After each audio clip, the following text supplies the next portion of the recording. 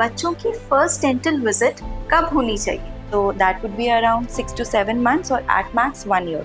जल्दी विजिट कराने से हम बच्चों की बहुत मेजर ट्रीटमेंट्स को अवॉइड कर सकते हैं। ये तो दूध के दांत हैं बच्चों के, तो इनको बचाने की क्या जरूरत है? आई मीन पक्के दांत तो आ ही जाएंगे, बच्चों के फ्रंट टीथ अच्छे नहीं होते तो वो स्माइल करना भी शायद अवॉइड करते हैं एक एज के बाद।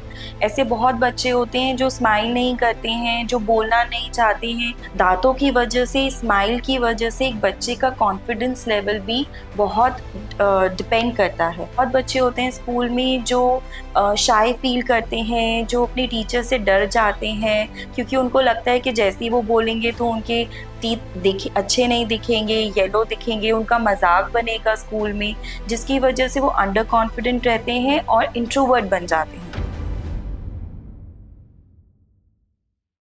Hello everyone. Today I would like to welcome Dr. Akriti Bansal from SR Dental Implants and Braces Center. Dr. Akriti has been specially trained to treat kids. She has been treating kids now for more than 10 plus years. So हमारे viewers की बहुत सारी queries रहती हैं उनके बच्चों की dental health को लेकर, तो आज हम डॉक्टर आकृति से कुछ ऐसे ही कॉमन क्वेरीज सॉल्व करवाने की कोशिश करेंगे। हेलो मैम, बहुत सारे व्यूअर्स जानना चाहते हैं कि बच्चों की फर्स्ट डेंटल विजिट कब होनी चाहिए? हेलो एवरीवन, ये क्वेश्चन हमारे पास बहुत बारी आता है and to answer this I will say as soon as the first tooth appears in the mouth आपको एक डेंटल चेकअप कराने की ज़रूरत है। So that would be around 6 to 7 months और एट मैक्स 1 year। जैसे ही आपका बच्चे के मुँह में पहला दांत मिल्क टूथ आता है, you should visit a dental। Ma'am 6-7 months के बच्चे तो बहुत ही छोटे होते हैं। Yes. उनके टीथ को भी चेकअप की जरूरत होती है। Yes, it is mainly to create a friendly environment for that kid। हम मोस्टली बच्चों को डेंटल विजिट्स तब कराते हैं जब बच्चों को पेन होता है या कोई उनको नीड ज़रूरत पड़ती है। उस टाइम पे हमें फर्स्ट डेंटल विजिट के टाइम पे अगर हम ट्रीटमेंट करते हैं तो it gets very difficult for the child, for the parent, for the dentist also। So अगर हम first visit 6 to 7 months से ही शुरू करते हैं तो it gets very comfortable for the child to adapt to the clinic। उसको ये लगता है कि ये तो friendly zone है, तो treatment कराना is very easy for it gets very easy for the child also। Also regular checkup से हम ये भी देखते हैं कि कहीं कोई कैविटीज़ ऐसी हैं जो हम पहले ही उसको ठीक कर सकें।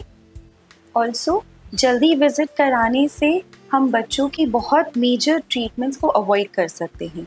ऐसे बहुत सारी ट्रीटमेंट्स हैं जिससे कि हम आगे कैविटीज़ बढ़ने से भी रोक सकते हैं, मेजर ट्रीटमेंट्स को भी रोक सकते हैं। ऑल्सो उनकी ओरल हाइजीन को भी हम मेंटेन कर सकते हैं। रेगुलर चेकअप से हम बच्चों को ओरल हाइजीन, ब्रशिंग टेक्निक्स, कैसे अपने दांतों को वो क्लीन करें, प्रोटेक्ट करें, ये सब हम उनको गाइड कर सकते हैं। ये तो दूध के दांत हैं बच्चों के, तो इनको बचाने की क्या ज़रूरत है? आई मीन पक्के दांत तो आ ही जाएंगे। डेफिनेटली, एंड ये हम हमेशा ही सुनते आए हैं पेरेंट्स से, ग्रैंड पेरेंट्स से स्पेशली, कि ये तो दूध का ही दांत है, गिरी जाना है, तो इनको बचाने की क्या ज़रूरत है। And which is true actually, क्योंकि definitely every milk tooth will shed off. हमारे बच्चों में 20 मिल्क टीथ होते हैं और सभी झड़ते हैं, बट सभी के झड़ने की एक पर्टिकुलर एज होती है। ऐसा नहीं है कि अगर एक बच्चा 6 साल का है तो सारे ही मिल्क टूथ चेंज होके परमानेंट टीथ आ जाएंगे। सो अगर कोई दांत 10 से 12 साल में गिरता है, देन हमें उसे बचाने की ज़रूरत उतनी ही इम्पॉर्टेंट है जितनी कि एक एडल्ट टूथ के बचाने की इम्पॉर्टेंस होती है। क्यों? मिल्क टूथ हमारे बच्चों के खाने में बहुत काम आते हैं, जैसे कि एडल्ट टूथ में भी होते हैं। मिल्क टूथ हमारे बच्चों की स्पीच में भी बहुत हेल्प किया करते हैं। जी, जो हमारे एंटीरियर टीथ होते हैं बच्चों की स्पीच में, जैसे कुछ शब्द होते हैं क, त, ये वाले सिलेबल्स हमारी इन्हीं दांतों की वजह से ही प्रोनाउंसिएशन आती है। तो इट्स वेरी इंपॉर्टेंट कि हम इन मिल्क टीथ को बचा के रखें। एंड डॉक्टर साहब, मुझे ऐसा लगता है कि अगर बच्चों के फ्रंट टीथ अच्छे नहीं होते तो वो स्माइल करना भी शायद अवॉइड करते हैं एक एज के बाद। हाँ। ऐसे बहुत बच्चे होते हैं जो स्माइल नहीं करते हैं, जो बोलना नहीं चाहते हैं, क्योंकि हम अपने बच्चों को उनकी एज के अकॉर्डिंग नहीं देखते। For them they require that teeth, they are concern about their aesthetics. हमें लगता है कि वो बच्चा है, उसे क्या फ़र्क पड़ता है, बट डेफिनेटली दांतों की वजह से, स्माइल की वजह से एक बच्चे का कॉन्फिडेंस लेवल भी बहुत डिपेंड करता है। ऐसे बहुत बच्चे होते हैं स्कूल में जो शाय फील करते हैं, जो अपनी टीचर से डर जाते हैं, क्योंकि उनको लगता है कि जैसे ही वो बोलेंगे तो उनके टीथ अच्छे नहीं दिखेंगे, येलो दिखेंगे, उनका मजाक बनेगा स्कूल में, जिसकी वजह से वो अंडर कॉन्फिडेंट रहते हैं और इंट्रोवर्ट बन जाते हैं। और वही बच्चे जब हम उनकी डेंटल हेल्थ ठीक करते हैं, same child can outshine others just by treating their dental things. So it's very very important. Ma'am, एक क्वेश्चन और हम पूछना चाहते हैं कि मिल्क टीथ को कैसे साफ कर सकते हैं, और क्या बच्चों के टूथपेस्ट और अडल्ट्स के टूथपेस्ट में डिफरेंस होता है? यस, मिल्क टीथ को साफ करने के अलग अलग तरीके होते हैं, क्योंकि depending on the age of the child.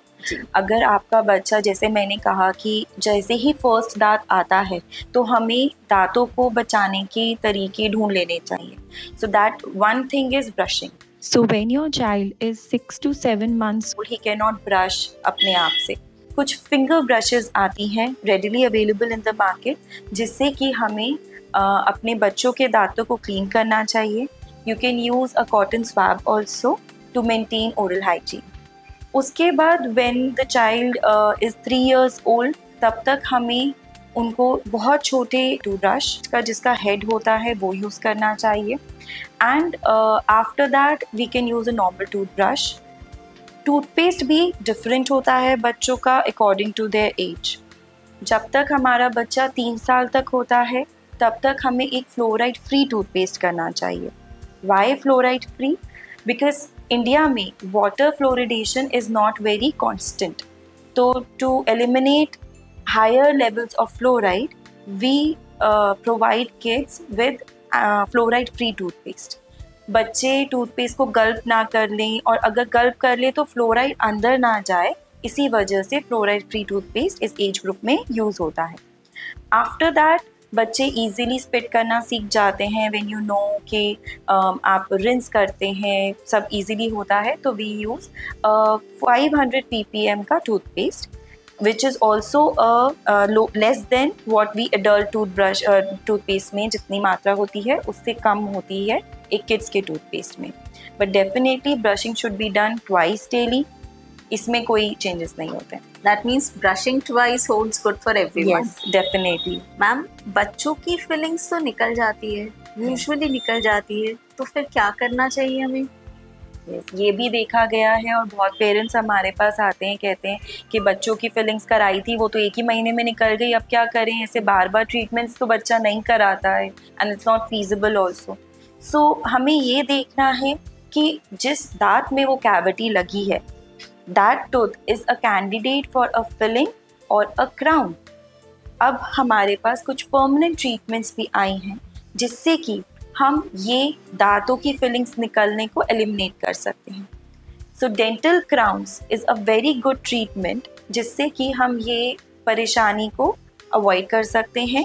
It's a single visit thing, बहुत ईजी टू डू है, और इसका निकलने के chances are bare minimum. So we can seal the surface of the tooth with a crown without being worried about कि वो निकल जाएगा, like the cavities fillings. Okay, thank you doctor आकृति.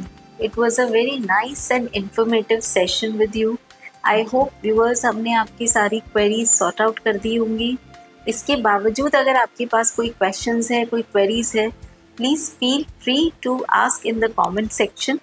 We will get back to you. Thank you. Thank you.